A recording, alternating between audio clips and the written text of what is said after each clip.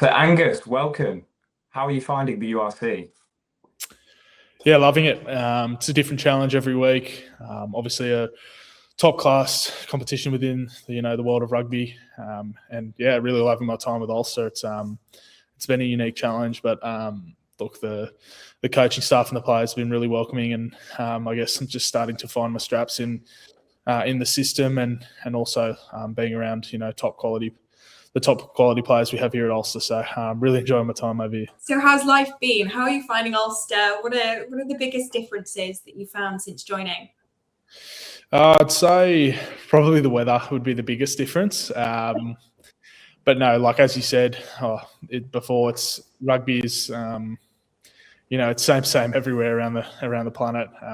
The environments, the players, you sort of find that tight knit sort of family, especially being away from mine. So the players have been so good to me, so have the coaches. So I've settled right in and really enjoying my time in Ulster. But yeah, I'd say just the cold was probably the biggest difference. But now I'm loving it. It's great fun. I bet. What made you choose Ulster out of interest? Long story short, an opportunity just came up at Ulster. Jimmy Duffy, the forwards coach, currently was coaching the Western Force when I was playing for the Waratahs. So obviously knew Jimmy.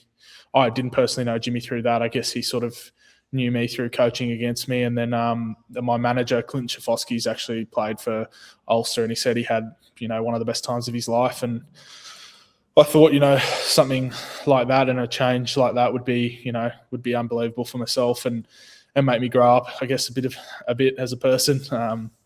It's been a big challenge, living, so far away from family and stuff. But, I wouldn't have changed anything at all. It's been an awesome experience. And, the way the team's going, it's hopefully be a really successful year.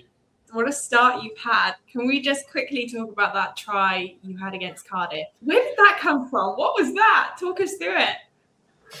Well, look, the coaches give players a license to sort of express themselves, and look, to be honest, sort of a bit of luck there. Position to say no. Angus Bell takes it on, and away he goes. Look at that for a little shimmy and a stay. Oh, goodness me. That is absolutely sensational. Full credit goes to Mark and Richie for, running the attack shape. Gives us the opportunity to, do special things with the ball, as you see with, Stu McCloskey and Rob Balaku on the weekends. Like, they're insane athletes.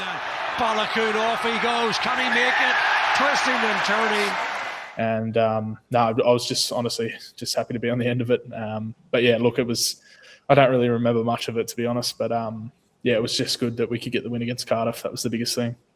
And what was more important about the try, the try itself, or the way that the Ulster video team managed to clip it up and get it out on social media? Because they put together a really cool package for it. Yeah, no, it was pretty surprising after I saw it. It was definitely really cool.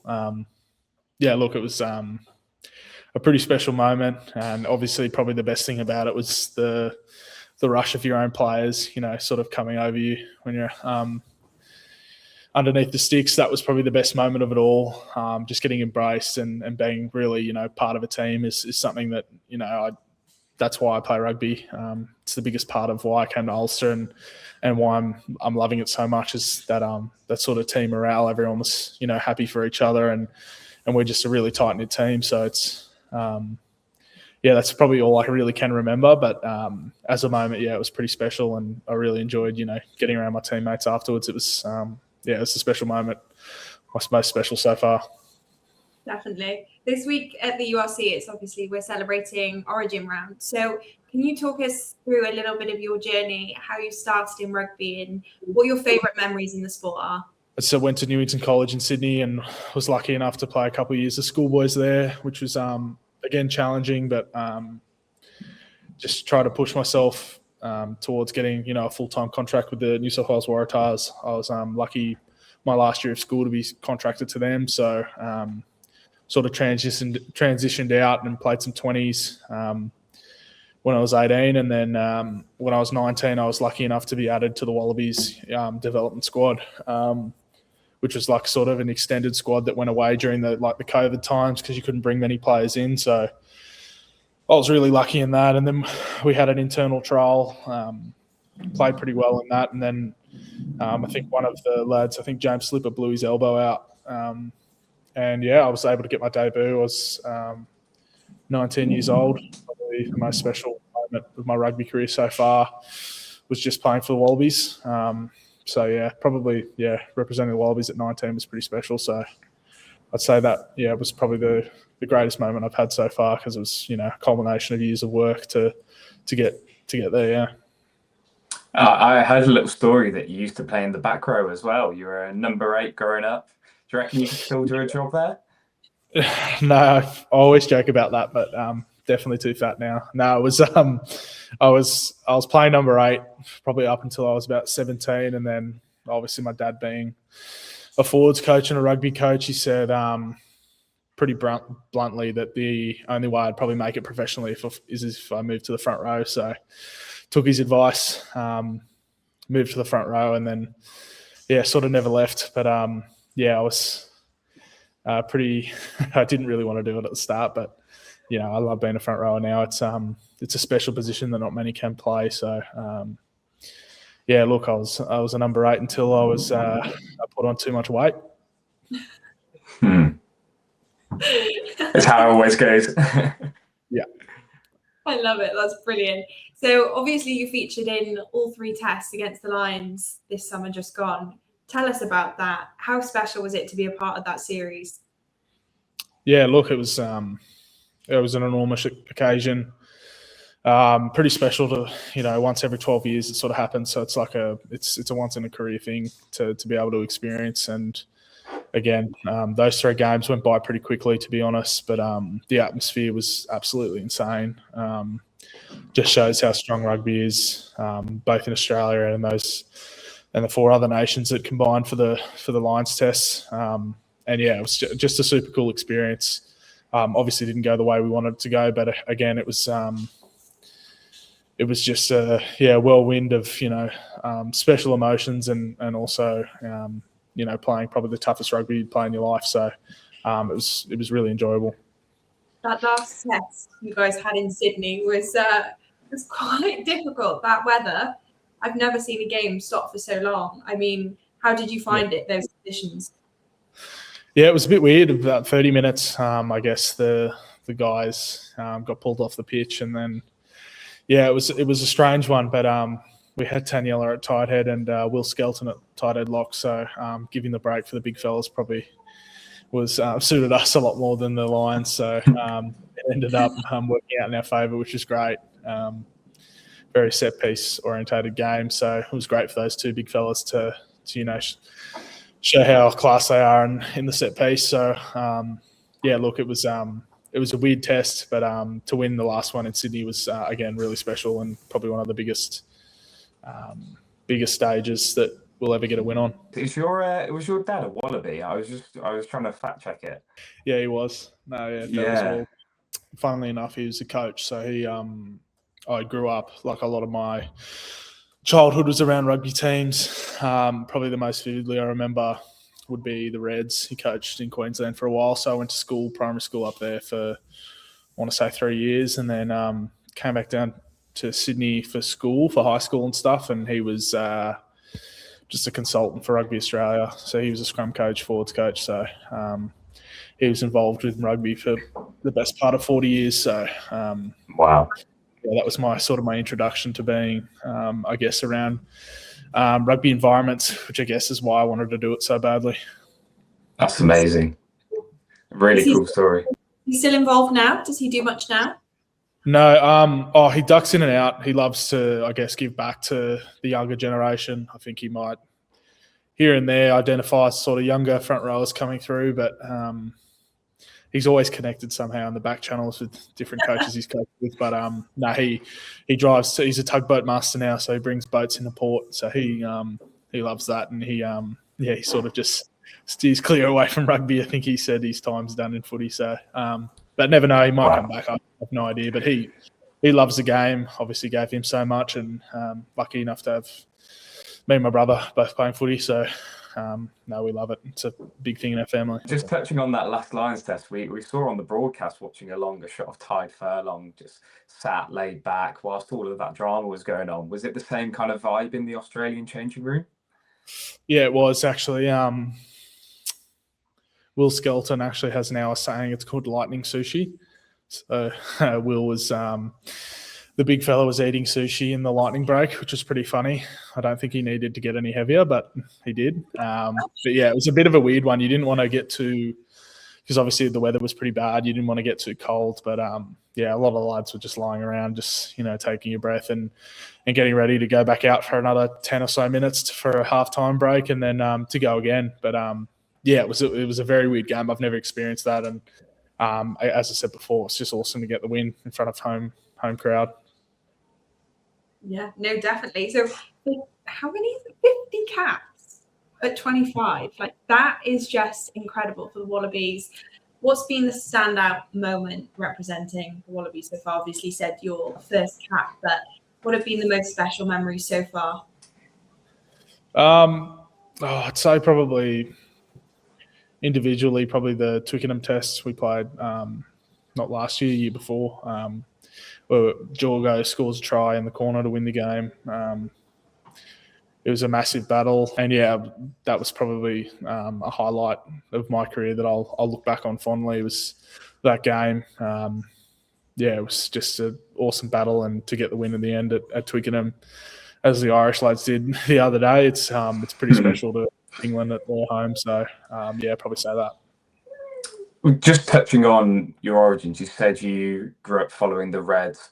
What was your first rugby club that you played at, and where were they based? No, so I'd never actually. The funny thing is, I never actually followed the Reds as much as my Reds teammates will hate this. I was always Tars because I was always New South Wales. I did love my time in Queensland. It's a great spot. But I played most of my football, most of my rugby for Hemisphere Rugby Juniors, and then in Sydney, it's a bit different. Like the schooling system's really huge. So the private school sort of rugby base is sort of where you find your feet and trying to impress to get to schoolboys and that sort of thing. So yeah, I'd say Hemisphere Rugby was my major sort of younger rugby club, and then I was lucky enough to go to Newington, which was my school from about 13 to 18. So. Awesome. Do you have a coach that you remember who started off this whole journey?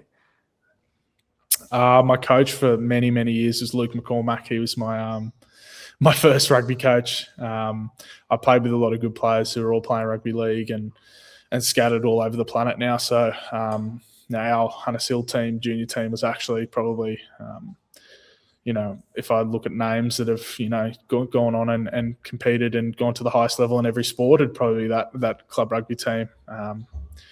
We had like 3 or 4 Wallabies, 3 or 4, probably 5 actually NRL players. So we had a great team back then, and Luke was a really, really good coach who just taught us to learn to love rugby and look forward to being with your mates and playing with your mates. Awesome. Definitely. Is there anything you've taken from Australian rugby and implemented it in Ulster? I'd say it's very different. I guess the set piece is a lot messier over here. Just going from New South Wales and the Wallabies stuff from test matches to playing in the Northern Hemisphere, it's definitely different. But a lot of people say it's a lot slower up here. I think it's probably the same. The speed is insane. Being a front rower to scrum, maul, breakdown to try and carry around the field, it's all there's not one moment where I'm not tired, but it's good fun. It's how rugby should be played, and it's, I guess, why I was so excited to come to Ulster is that the expansive, the skill, the attacking sort of rugby that we play is awesome and something that I really wanted to be a part of. And the URC is probably the premier competition in the world, so it's something that I really wanted to experience and get better. At the end of the day, it was all about getting better, so that's why I came to Ulster. How much have they contributed to Ulster's success in the URC, and how well do you think Ireland could go in the Six Nations? Look, I knew Ireland were a smoky to win the Six Nations, so I'm going to go with the Irish to win the Six Nations. I've got, funnily enough, I've got a lot of friends all over playing for lots of countries. Sione Tuipulotu, I'm best mates with his little brother who now plays for Edinburgh. I lived with him in New South Wales, so I know Nons really well. But yeah, I think it would be between. I want to say Ireland will win. So Stu's been awesome, mate. He's just huge. I heard they're calling him the Irish fridge in France now, so that'll be interesting to see how he lives up to that. Stu's a great fella, very funny. Has the emotional age of about a 10-year-old, but we'll talk about that later. But yeah, like all those lads, like even Cat, Rod, he's unbelievable on the weekend. He wasn't just scoring tries and kept taking high balls. He was getting pilfers. It just shows how good he is, and for him to string games together and not be injured has been the main thing for him, because he's just such a naturally talented rugby player. Same as Nick Timoney. They call him a robot for a reason. He's just, mate, he's everywhere. Strong, fit, fast. Unbelievable leader as well. And also you've got Tom O'Toole there, who's is a tight head by nature, who's just been told to play loose head at the international stage and been absolutely unbelievable. So, those guys have such awesome skill. But yeah, I'd say the one that I really took to at the start was Tommy O'Toole. I didn't know anyone here at Ulster. I didn't have anyone yet to the hotel when I first turned up, and Tom turned up to the airport to pick me up. So yeah, I'm, like, one of my best mates over here is Tommy.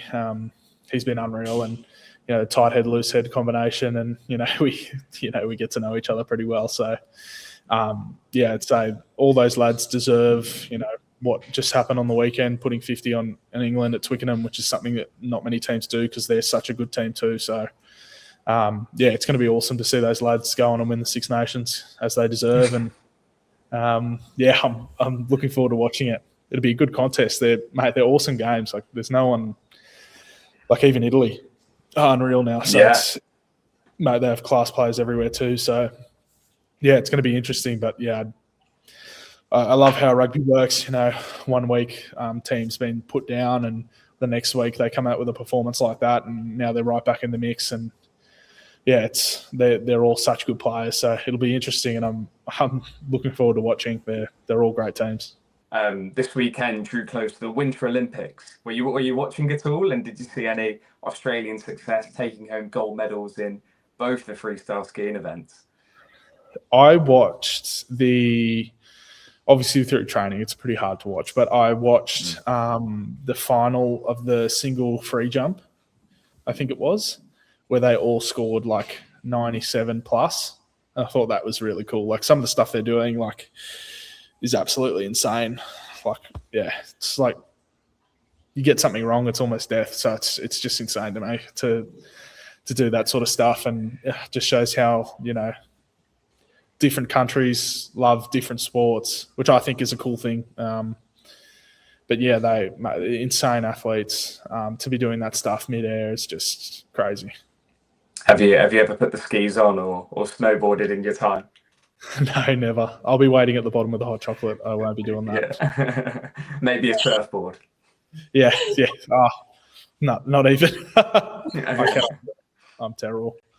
Then it must be quite a similar comparison between snowboarding and surfing. Just different climates, isn't it? Yeah, just different climates. Yeah, you're not wrong. No, I wouldn't have a clue. I'm terrible at both. I don't even attempt both, so I'm pretty boring when it comes to that stuff. You're just aside from rugby, what sport do you follow the most? Watch a lot of rugby league. A few of the lads doing that, and the cricket. Love my cricket, which has been awesome. Watched the Ashes when I first got over here, so that was pretty good. Mick, our one of our kit guys and managers at the club, he's Aussie too, so we would talk about it every day. So I'd say cricket was a big one. Love my cricket. Yeah, it's a good watch. Who's your favourite player? My favourite player, I'd say Mitch Stark. I just love his action, intimidating, big fast bowler. It's what Australia's known for, so I'll go with him. Yeah, Mr. Ashes himself. Yeah. Off the pitch as well, what kind of TV shows you're into? Are there anything from Australia that you binge watch, or you're into your English shows? Well, I watched a lot of Love Island, the Love Island Australian series, and apparently Love Island over here is huge. So I've just started, migrating across to the UK version. Both are very similar, very entertaining, but I've been watching too much. I've been a bit busy, but yeah, I'd say that. Yeah, Love Island, very similar, both countries. It's a guilty pleasure. It is. Always. It is. You got to have something. Pleasure. It is. Okay, let's get on to music. Who was your top rapped artist of last year? Who was my? I'd say it was Drake. To be honest, I'd say it was Drake. Yeah, it's pretty simple. I think a lot of the lads are the same. Is that because of like pre-game hype songs, or what are you listening to get you in the mood pre-game? Yeah, I'd say pre-game hype songs. They've scattered a lot of artists I listen to, but yeah, probably have to narrow it down to Drake. Yeah. Do Ulster have a team song that you've adapted to? James Hume's always playing just absolute rubbish. So something that James Hume plays, I'd say. I'm trying to remember the song. Just a lot of doof. He always dominates the aux chord, so I'll go with something doof from James Hume. Is there anyone that's allowed nowhere near the aux? I'd say Harry Sheridan. Sherry's nowhere near it. No, I wouldn't let Sherry near a lot of things, especially my home. Sherry's not allowed. What is Ulster's goal this season, and what are your goals whilst you're over here? I'd say my personal goals are just to get better as a rugby player, be a good teammate, help with Ulster's success. And I'd say team sort of collective goal would be to win the URC and obviously win the Champions Cup too, a Challenge Cup too. I'd say they're the two big ones. The URC, you look at the teams in the URC, I'd say with France alongside is the best competition in the world. So that would be pretty special to sort of take out. It would be a really special occasion to win silverware with a club and with some of my best mates. So I'd say, I'd say the URC would be the biggest.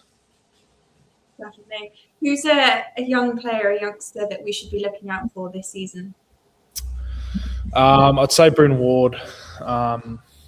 He's so young. Like I didn't realise how young he was.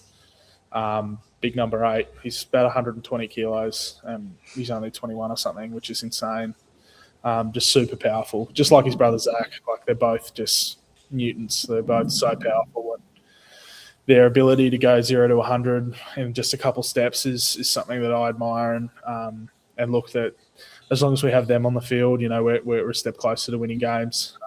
They're both super athletes, and Zach was unlucky to miss out on the Six Nations squad, and Bryn was in there, getting some experience alongside some of the best players in Ireland. So they're going to be both going to be huge names, I reckon, coming up in Irish rugby. Awesome. I think that's everything that we've got time for today, Angus. So I just want to say thanks so much for hopping on, taking time out of the schedule. I know it's busy prepping for Origin round this weekend, but yeah, we really appreciate you coming on, and yeah, huge thank you and all the best for Ulster for the rest of the season. No worries, guys. Thank you very much for having me. You've been a star. Awesome. Thanks. Brilliant. No worries. Thanks, guys. Nice to meet you guys. Awesome. Thank you.